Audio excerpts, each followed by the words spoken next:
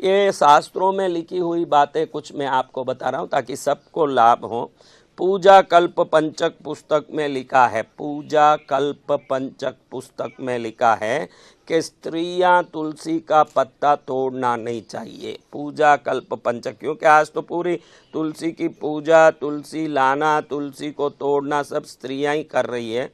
तो पूजा कल्प पंचक पुस्तक में लिखा है कि स्त्रियां तुलसी के पत्ते को तोड़ना नहीं चाहिए।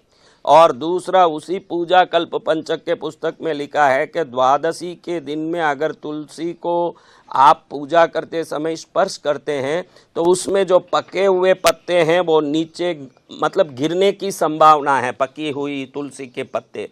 इसलिए द्वादशी के दिन यानी एकादशी के दिन जो हम व्रत करते हैं, द्वादशी के दिन तुलसी की पूजा करते हैं, तो द्वादशी की तुलसी वृक्ष की पूजा बगैर स्पर्श किए दूर से यानी पास से ही कुमकुम, चंदन, धूप, दीप आदि अर्पित करके करना चाहिए। द्वादशी को हाथ लगा के तुलसी वृक्ष की पूजा नहीं करनी चाहिए, ऐसे पूजा कल्प पंचक में लिखा है।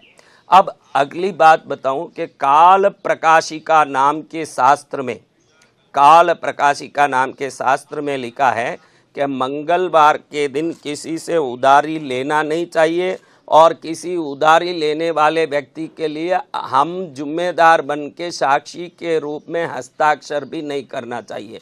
जो मंगलवार के दिन कोई साक्षी के रूप में हस्ताक्षर करता है उधारी लेने वाले का या खुद उधारी लेता है, उसकी उधारी कभी मिटेगी नहीं, और जो हस्ताक्षर करता है साक्षी के रूप में उसको भी किसी न किसी विवाद में फंसना पड़ेगा। इसलिए मंगलवार के दिन उधारी लेनी नहीं चाहिए और उधारी लिए हुए व्यक्ति को साक्षी नहीं बननी चाहिए। ये दो चीज़ों का ध्यान रखना बहुत ज़रूरी है। ये सबके लिए मैं अभी बता रहा हूँ। अभी मैं जो चीज़ें बता रहा हूँ ये प्रश्नों का उत्तर नहीं दे रहा हूँ, शास्त्रों की बातें कुछ मैं खुद बता रहा हूँ जिसको आप लोग सुन सकते हैं।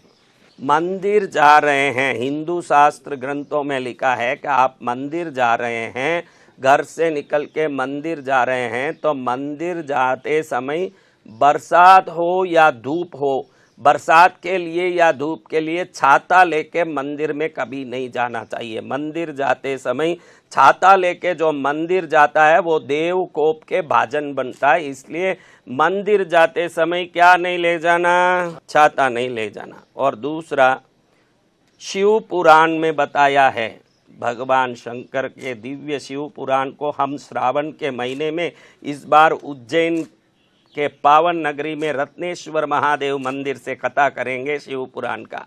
लेकिन शिव पुराण में बताया है कि जो 144 बार जो प्रदोष काल में शिव मंदिर में दर्शन करता है, कितनी बार, उसको आगे कोई जन्म नहीं होता है, वो इसी जन्म में शिव चरण में समर्पित हो जाता है, शिव गति प्राप्त करता है, शिव लोक को प्राप्त करता है।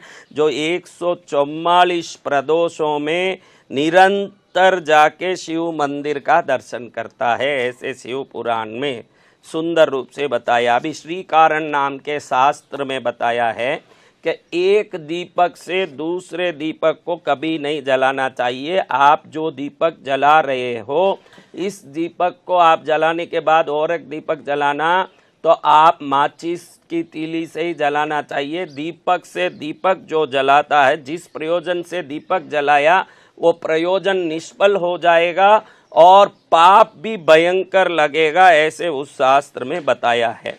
और लड़कियों के लिए बहुत अच्छी बात, पुष्प शास्त्रों में, पुष्पों के शास्त्र का जो ग्रंथ है उसका नाम है पुष्प शास्त्र।